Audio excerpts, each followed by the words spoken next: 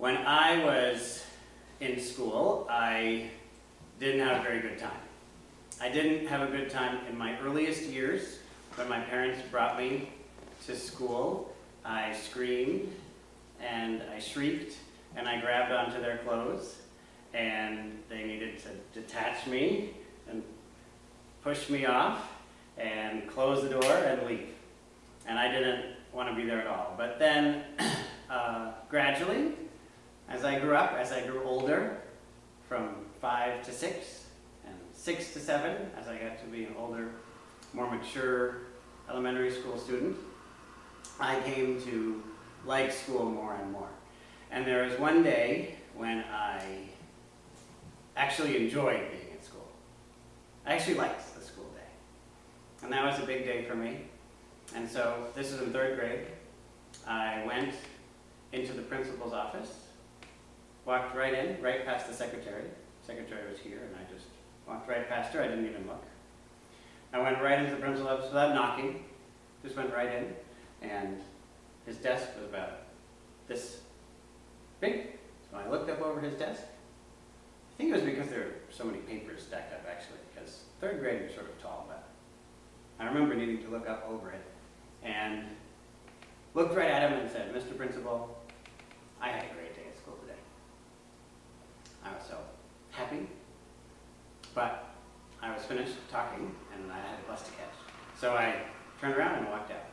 And I actually forgot about it soon thereafter. I don't even know if I remembered it well enough to tell my parents about it when I got home, but a few years later, I heard him tell that story to a large group of people about me, that I had come in and told him that and how good that had made him feel. And I was in 8th grade at the time, and I considered that very carefully, because in middle school I went back into a really hard time.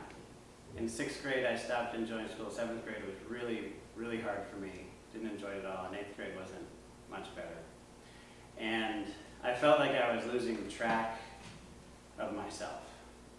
I felt like I was losing track of what I believe in and who I want to be.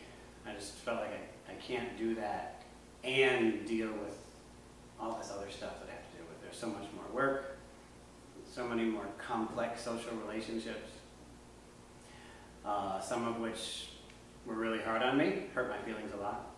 And I was very lucky to hear him tell the story, because it proved that if I can change my mind, then I can change not only my life, but I can change other people's lives. I had changed his life. He remembered that day well enough that years later he told it to hundreds of people. That's a big deal. That's something that amazed me at the time, that I could have such an impact on someone.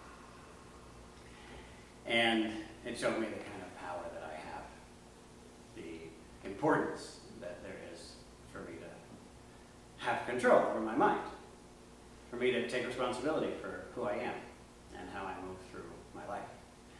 And so I considered, as I moved through the remainder of my school career, that I went through high school, I considered, what is it? What is it really that is most important for me to learn? What is it that's most important? And getting out of high school, I realized that the 2 skills, being able to be focused, being able to control my attention, and being able to relax, deal with stress, feel confident in who I am. And these were the 2 most important things that I had learned in school.